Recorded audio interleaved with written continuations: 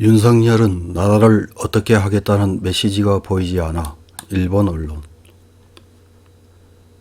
야후 재팬에서 국제뉴스란을 보면 우리나라 대선에 관한 보도가 날마다 대량으로 쏟아져 나옵니다.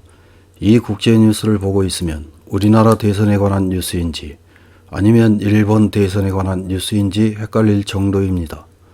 이렇게 물량 공세를 펴는 일본 미디어의 보도 태도를 보면 더불어민주당 이재명 후보에 대해서는 반일주의자, 대일강경파, 포퓰리스트, 한국판 트럼프에서 벗어나지 못한 부정적인 보도를 하며 국민의힘 윤석열 후보에 대해서는 새로운 한일관계 정립의 청신호라면서 매우 우호적인 보도를 합니다. 1월 9일 시사통신에서는 남은 2개월 보이지 않는 미래상, 나라의 미래, 논쟁 부족, 한국 대선이라는 제목의 기사를 보도했습니다.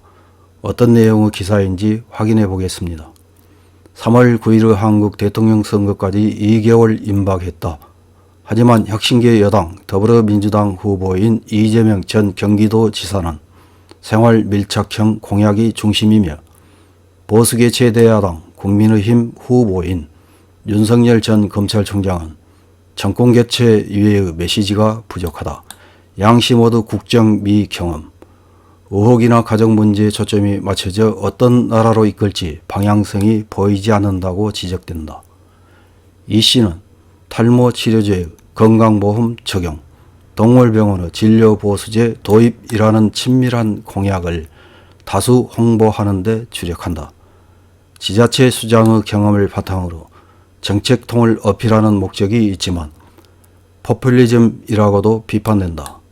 역대 선거에 정통한 정치학자인 강원택 서울대 교수는 주장은 많지만 그것을 관철할 방향성이 없다고 꼬집었다. 또한 이 씨는 전 국민에게 일률적인 가계 지원을 실시하는 지론인 기본소득을 사실상 철회하는 등 궤도 수정이 적지 않다. 현실주의적이라는 평가도 있는 반면 신뢰성이 떨어진다는 목소리도 있다. 한편 지난해 12월부터 윤 씨의 선대위 톱을 맡은 김종인 씨는 지난 5일 대통령이 되면 나라를 어떻게 하겠다는 비전이 보이지 않기 때문에 헤매는 것이다 라고 지지율 하락에 시달리는 윤 씨를 깎아내렸다. 문재인 정권에 대한 불만으로 정권 교체를 요구하는 여론이 절반을 넘는다. 윤 씨는 검찰총장으로서 정권과 대결한 반문재인의 상징, 강 씨는 윤 씨는 반문재인 여론을 타면 이길 수 있다고 안이하게 생각한 것이 아닐까라고 평했다. 과거 대통령 선거에서는 격차 시정을 목표로 하는 경제민주화와 지역균형 발전이라는 테마가 나왔지만 이번에는 보이지 않고 정책 논쟁도 저조하다.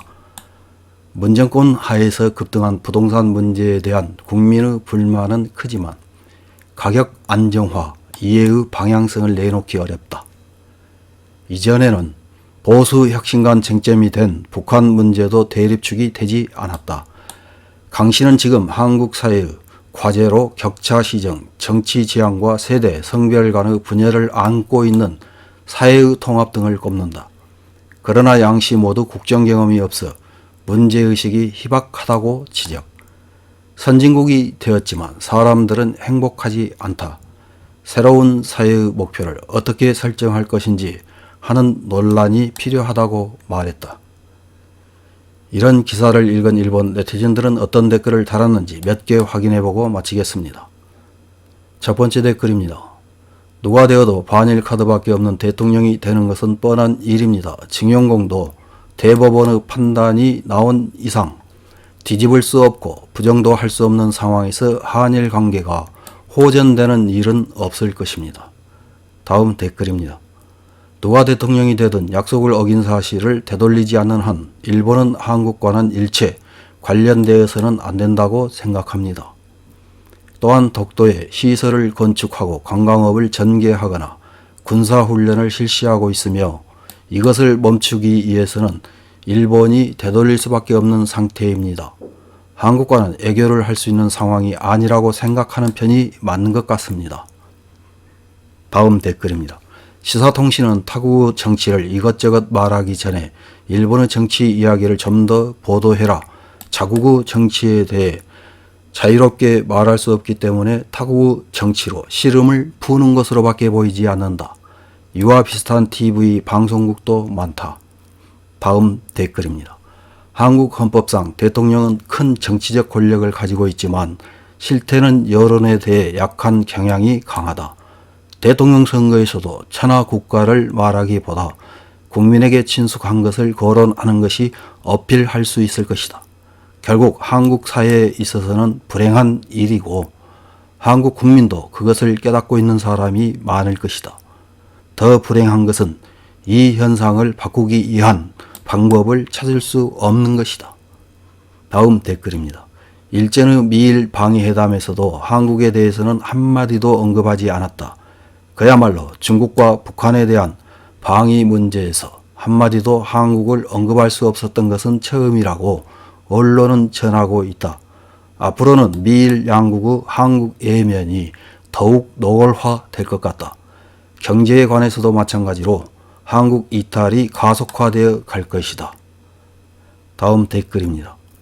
여당 후보가 이길 것 같네요. 왠지 한국 언론도 그것을 원하는 것 같고 반일 지사가 당선되면 한일 관계는 끝날 것입니다. 퍼주기 정책으로 국가 재정 적자는 계속되고 외교에서도 지금까지 이상으로 고립되고 파탄은 면할 수 없을 것입니다. 이상입니다.